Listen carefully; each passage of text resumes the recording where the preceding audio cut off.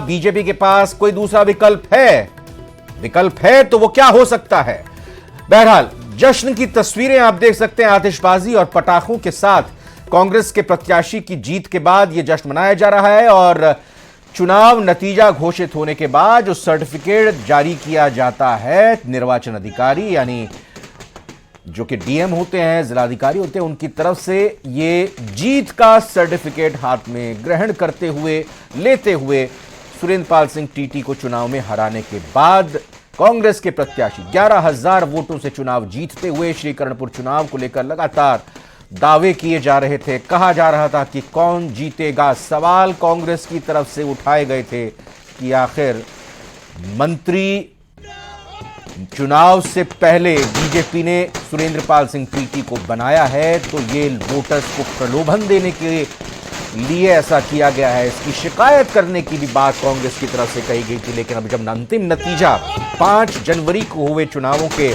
आज आए हैं तो उसमें 11,000 मतों से ज्यादा वोटों से श्रीकरणपुर चुनाव फतह करने में कामयाब रहे हैं रुपेंद्र सिंह कुन्नर। ये चुनाव इस कारण संपन्न नहीं हो पाए थे क्योंकि रुपेंद्र सिंह कुन्नर के पिता का देहांत हो गया था। वो नामांकन कर चुके थे चुनाव के ऐलान के बाद, लेकिन नामांकन के बाद चुनाव प्रचार के दौरान उनका देहांत हो गया था। इसके बाद ये चुनाव टाल दिया गया था और फिर जब इन चुनावों की तारीख 5 जनवरी घोषित हुई तो सिर्फ कांग्रेस, क्योंकि कांग्रेस के ही प्रत्याशी का देहांत हुआ था, इसलिए कांग्रेस की तरफ से रुपेंद्र सिंह कुन्नर को प्रत्याशी बनाया गया।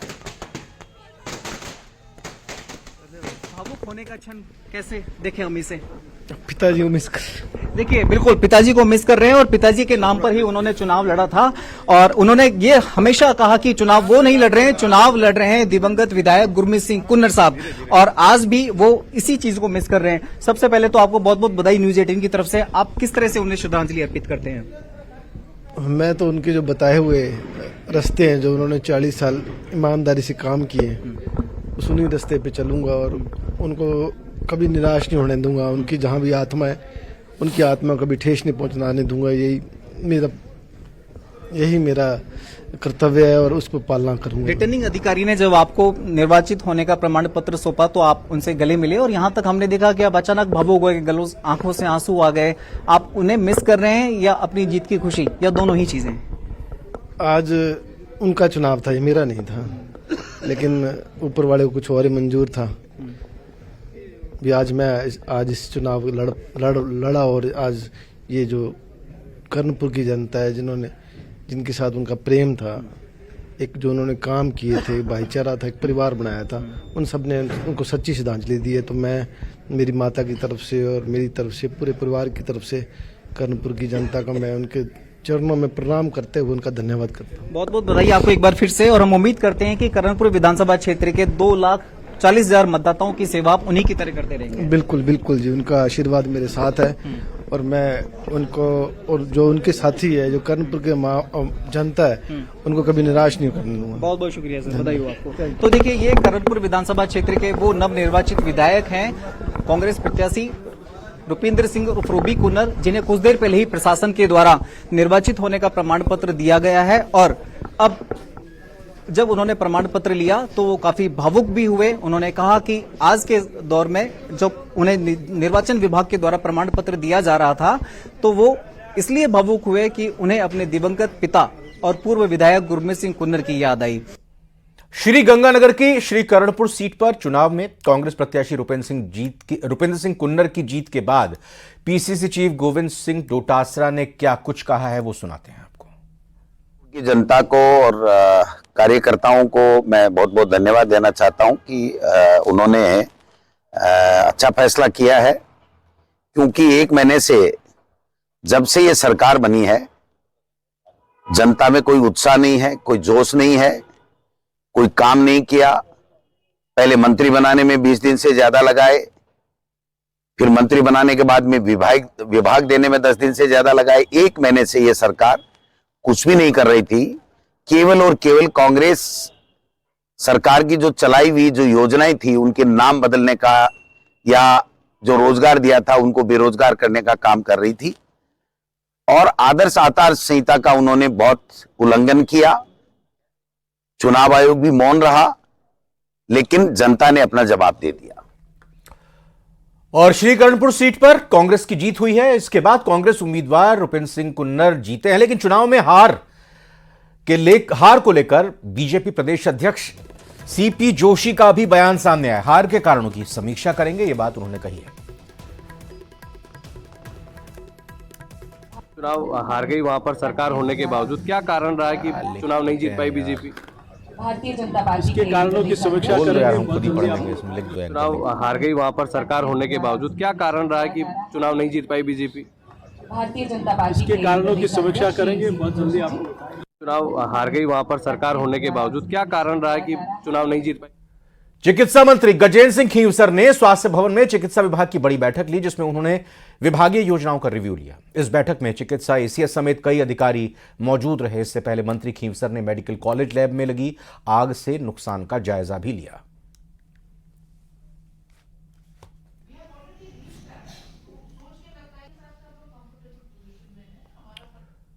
और ट्रेनें रद्द करने के फैसले पर रेलवे बोर्ड के सख्त निर्देश सामने आए हैं। रद्द करने से पहले सूचना देनी होगी। एक निश्चित समय अवधि से पहले ट्रेनें रद्द नहीं हो सकेंगी। निर्माण कार्य के चलते लगातार ट्रेनें रद्द हो रही हैं। यात्रियों को लगातार परेशानी उठानी पड़ रही है। सभी रेलवे जोन को रेलवे बोर्ड की तरफ से निर्देश दिए गए हैं। 26 सप्ताह पहले तय होगी निरस्तीकरण की जो पूरा शेड्यूल है। तो ये बड़ी खबर और बड़ी जानकारी आपको दे रहे हैं। ट्रेनें रद्द करने के फैसले पर रेलवे बोर्ड ने सख्त निर्देश देते हुए कहा है कि रद्द करने से पहले, यानी ट्रेनों को कैंसिल करने से पहले सूचना देनी होगी। एक निश्चित समय अवधि से पहले ट्रेनें रद्द नहीं हो सकेंगी। निर्माण कार्यों के चलते आपको बता दें कि लगातार ट्रेनें रद्द हो रही हैं और इसी को लेकर अब ये बात कही गई है। यात्रियों को चूंकि लगातार परेशानी भी उठानी पड़ रही है, सभी रेलवे जोन को रेलवे बोर्ड के निर्देश पर 26 सप्ताह पहले तय होगा निरस्तीकरण का पूरा शेड्यूल।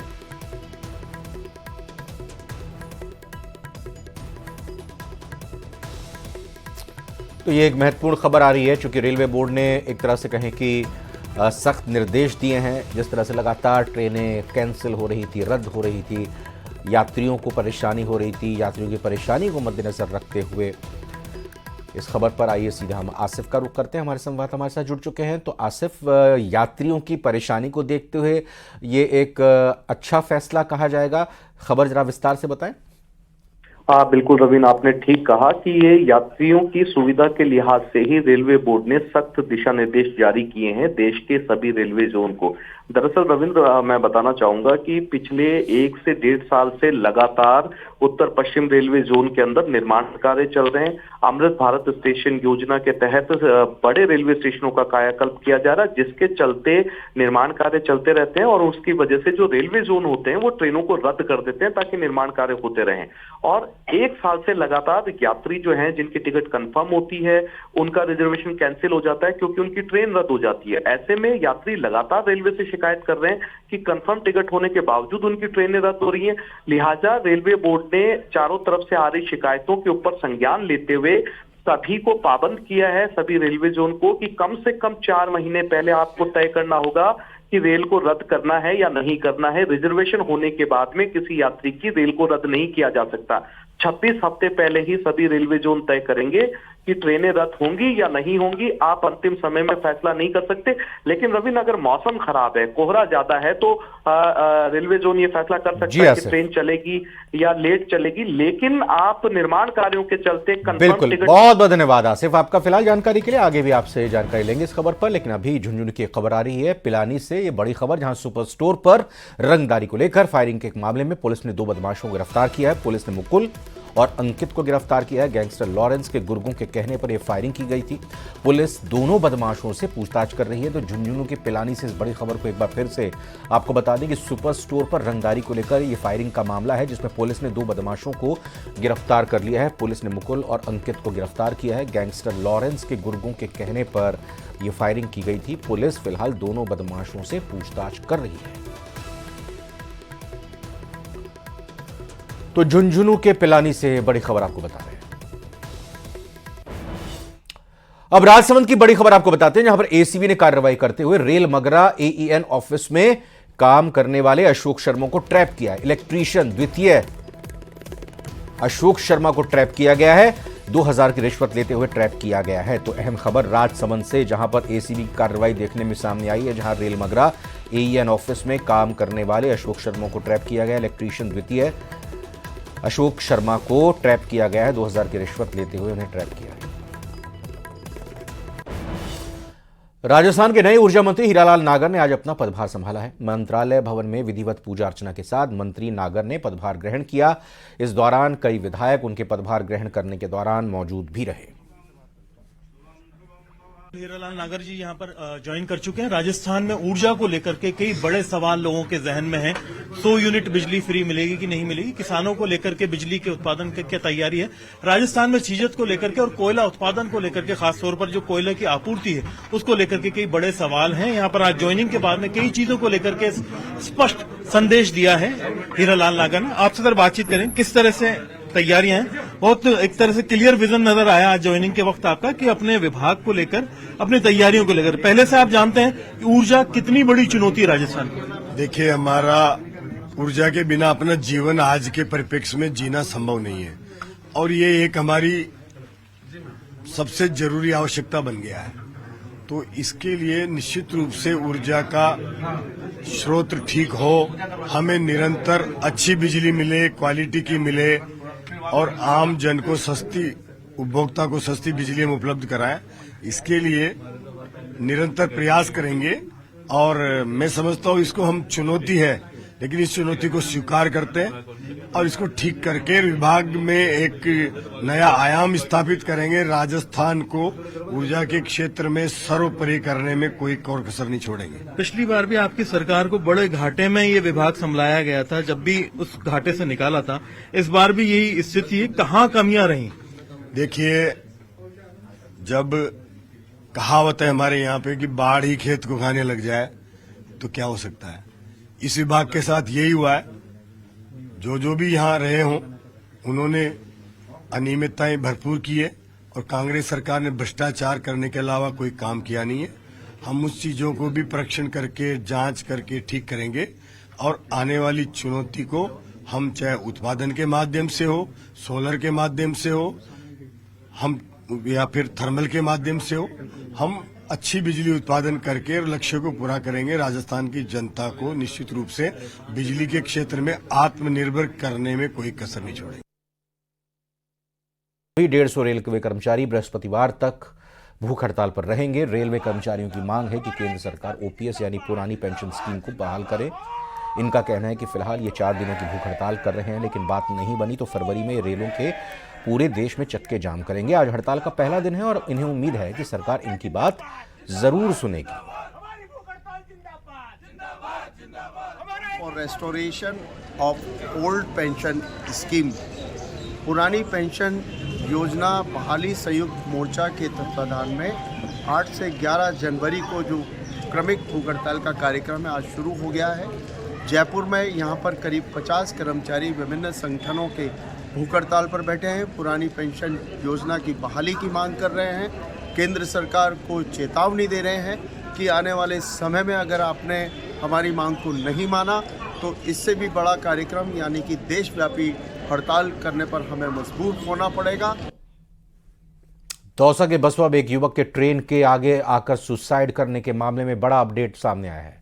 पुलिस ने मृतक युवक की बहन के साथ रेप के आरोपी को गिरफ्तार किया। वहीं युवक की उम्र की जांच पड़ताल में वो नाबालिग निकला है, जिसके चलते पुलिस ने उसकी पहचान उजागर नहीं की थी। दरअसल बीते 30 नवंबर को एक युवक ने ट्रेन के आगे आत्महत्या कर ली थी। इससे पहले युवक ने सुसाइड नोट में गांव के एक युवक पर अपनी बहन के साथ दुष्कर्म करने का आरोप लगाया था। साथ ही बदनामी के डर से आत्महत्या करने की बात कही थी।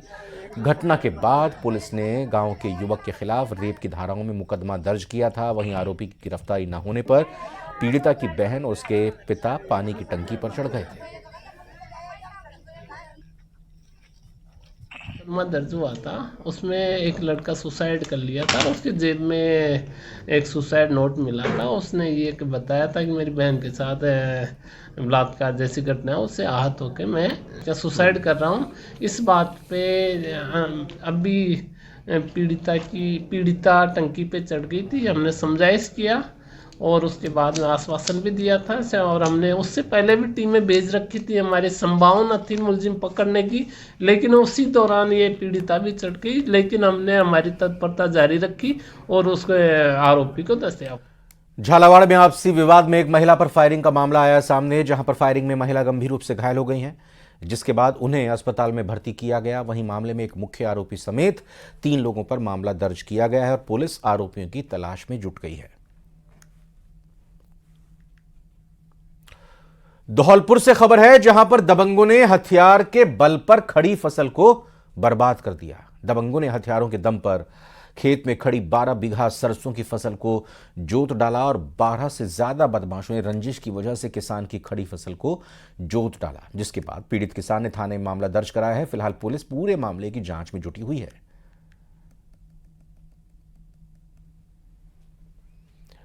भरतपुर के डीग में पुलिस को बड़ी सफलता मिली है। पुलिस ने एक बड़े ठग को गिरफ्तार किया। आरोपी ने महाराष्ट्र के डीजे की आईडी हैक कर लाखों की ठगी की वारदात को अंजाम दिया था। ऐसे में डीग पुलिस की मदद से महाराष्ट्र की साइबर क्राइम टीम ने आरोपी को गिरफ्तार किया है।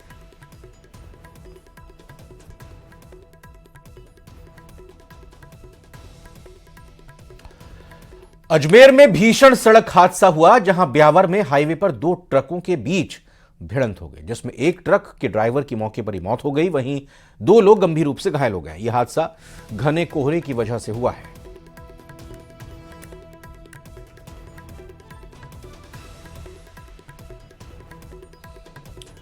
यह खबर जैसलमेर से, जहां पाकिस्तान से आए ड्रोन को बीएसएफ ने मार गिराया है। साथ ही एक जासूस कबूतर को भी पकड़ा है। वहीं एक पैराशूट का कपड़ा भी बीएसएफ ने बरामद किया और ऐसी बात कही जा रही है, सुरक्षा एजेंसियों ने डमी ड्राइव होने की संभावना जताई है, यानी कि एक तरह से ये एक्सपेरिमेंट किया जा रहा होगा पाकिस्तान की तरफ से कि भारत के फोर्सेस का क्या रिएक्शन होता है। और उसके बाद फिलहाल ये प्रयास तो नेस्तनाबूद कर दिया गया। अब आगे भी चौकस रहने की जरूरत है।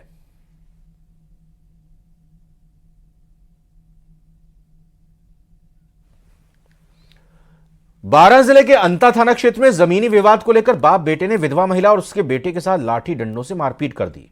साथ ही उन्होंने युवक की बाइक को आग लगा दी। मारपीट में महिला के दोनों हाथ टूट गए हैं, जिसके बाद उन्हें अस्पताल में इलाज के लिए भर्ती किया गया है। वहीं पुलिस ने मामला दर्ज कर जांच शुरू कर दी है। आज ये घटना है। मैं सीमा भट्ट मिर्जापुर की रहने वाली हूँ और मैं तो थी खत्म। मेरा लड़का खेत पे से आ रहा था, जो खेत पे से आने के बाद में गांव में घूमता हुआ आ रहा था, तो महेंद्र पा रहा था और उसका लड़का, दोनों ने गाड़ी को लात की थी। गाड़ी को लात की देने के बाद में लड़का गिर गया। लड़का गिरने के बाद में लड़के को 2-5 लट भी दिए लकड़ी की दुकान के सामने और गाड़ी में भी आग लगा दी। फिर इसकी सुनकर मैं गई ना, तो मैं पुलिस को लेके भी गई थी, तो पुलिस वाले तो वीडियो बनाने लगे और मेरे को भी दुकान में से मारपीट करी, लटकी दी मेरे को भी। हमारी ज़मीन के लिए विवाद चल रहा है। 2 तारीख को उसने सरसों में दवाई कर दी, पहले भी चने की फसल हाँक दी, सोयाबीन की फसल हाँक दी और आए दिन लड़ाई झगड़ा करता रहता है और बच्चों को किसी के सामने रहने नहीं देता। और बच्चे से बोलता कि कोई भी अगर इसके दोस्त के साथ में रहे तो उनसे बोल देता लड़के को साथ में मत रखा करो, नहीं तो तुम्हें भी है ना किसी दिन लड़ाई झगड़ा हो जाएगा हमारे। कौन है आरोपी? आरोपी महेंद्र पारेता और अर्जुन पारेता। अलवर में दिल्ली पुलिस ने एएसआई हुकुमचंद चौधरी ने शराब के नशे में अपने साले का अंगूठा चबा लिया। सूचना मिलने पर पुलिस मौके पर पहुंची और एएसआई को मेडिकल के लिए ले जाया गया। इस दौरान उन्होंने जमकर उत्पात मचाया। एएसआई हुकुमचंद चौधरी अलवर के बुद्ध विहार के रहने वाले हैं। नशे के आदी होने के कारण उनकी पत्नी बच्चों के साथ अपने एक भाई के घर आई थी। इस दौरान एएसआई ने अपने साले के घर पहुंचकर हंगामा खड़ा कर दिया। मामले में पुलिस ने शिकायत दर्ज कर कार्रवाई शुरू कर दी है।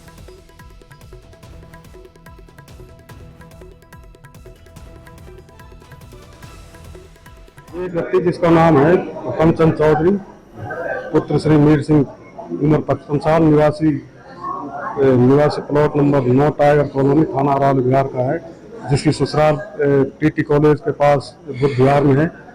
जो शराब के नशे में यहाँ पर आया था, उसके ससुराल वालों, उसकी पत्नी, उसके बेटे, उसके सालों के साथ मारपीट करी, जिससे साले के हाथ में खा गया, जिससे इसके हाथ में चोट आई और गिरने पड़ने से, शराब के नशे में गिरने झगड़ा करने से इसके शरीर में जगह इस तरह की चोटें हैं, जिसका मेडिकल शराब का कराया गया है। और जो अब भी बिल्कुल नशे में क्या पोस्ट पे है ये? दिल्ली पुलिस में एसआई बता रही है अपना। झालावाड़ जिले के अकलेरा थाना पुलिस ने अवैध मादक पदार्थों के खिलाफ बड़ी कार्रवाई की है। पुलिस ने अवैध 525 ग्राम अवैध अफीम के साथ 2 तस्करों को अरेस्ट किया है। दरअसल अकलेरा पुलिस जिले में अवैध नशीले पदार्थों की तस्करी की रोकथाम के लिए विशेष अभियान चला रही है। अभियान के तहत बोरखेड़ा चौराहे के पास नाकेबंदी के दौरान पुलिस को सफलता मिली है। आरोपियों से पूछताछ जारी है। अलवर में अज्ञात प्रेम प्रसंग के चलते एक छात्रा ने घर में ही फंदा लगाकर आत्महत्या कर ली। छात्रा को पुलिस ने 20 दिन पहले प्रेमी के साथ डिटेन भी किया था, जिसके बाद लड़की को उसके परिजनों को सौंप दिया गया। दरअसल जब मृतक लड़की के घर वाले बाहर गए हुए थे तब लड़की ने आत्महत्या कर ली। दरवाजा अंदर से बंद होने के कारण खिड़की तोड़कर छात्रा को नीचे उतारा गया। परिजन उसे तत्काल जिला चिकित्सालय लेकर आए, जहां चिकित्सकों ने उसे मृत घोषित कर दिया। मामले में पुलिस ने शव का पोस्टमार्टम कर परिजनों को सुपुर्द कर दिया है। दौसा से आ रही इस वक्त की बड़ी खबर का रुख करते हैं, जहां पर भांजे ने मामाओं के अकाउंट पर डाका डाल दिया, अकाउंट साफ कर दिया। अलग अलग खातों से करीब 75 लाख रुपए निकाल लिए। कुछ रुपयों का ऑनलाइन ट्रांजैक्शन किया, अलग अलग एटीएम से लाखों का कैश निकाला। आरोपी ऑनलाइन गेम का लत का शिकार है। आरोपी ने कबूला है कि करोड़ों रुपए उसने हारे हैं और कोलवा थाने में फिलहाल आरोपी के खिलाफ केस दर्ज कर दिया गया है। तो दौसा से मामला सामने आया, जहां पर भांजे ने ही अपने मामाओं के अकाउंट पर डाका डाल दिया। ऑनलाइन गेम की लत थी और वहीं पर उसने सारे पैसे गंवा दिए। अलग अलग खातों से करीब 75 लाख रुपए निकालने की बात सामने आ रही है। कुछ रुपयों को ऑनलाइन ट्रांजैक्ट किया गया, लेन देन किया गया और अलग अलग एटीएम से भी लाखों का कैश निकालकर ऑनलाइन गेम में उड़ा दिए।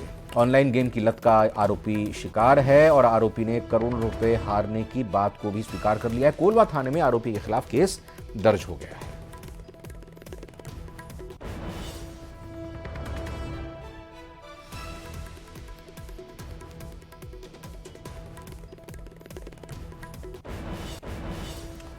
जयपुर की एक बड़ी खबर से आपको रूबरू कराते हैं, जहां पर एसएमएस मेडिकल कॉलेज की लैब में आग लगने से ये बड़ी खबर सामने आ रही है। इस मामले में जांच के लिए 6 सदस्यीय कमेटी का गठन किया गया है। चिकित्सा मंत्री गजेंद्र सिंह खींवसर के निर्देश पर एक कमेटी गठित की गई है। अतिरिक्त प्राचार्य doctor Bharti Malhotra, doctor Amitabh Dubey, doctor Govardhan Meena, doctor BL Kumawat, microbiology HOD doctor SK Singh, वित्तीय सलाहकार सुनील सोनी को कमेटी में शामिल किया गया है। तो जयपुर से बड़ी खबर, जहां पर एसएमएस मेडिकल कॉलेज की लैब में आग लगने के मामले को लेकर आग किन कारणों से लगी, इसकी जांच करने के लिए 6 सदस्यीय कमेटी का गठन किया गया है। चिकित्सा मंत्री गजेंद्र सिंह खींवसर के निर्देश पर कमेटी गठित की गई है। अतिरिक्त प्राचार्य doctor Bharti Malhotra, doctor Amitabh Dubey, doctor Govardhan Meena, doctor BL Kumawat, microbiology HOD doctor SK Singh, वित्तीय सलाहकार सुनील सोनी को कमेटी में शामिल किया गया है।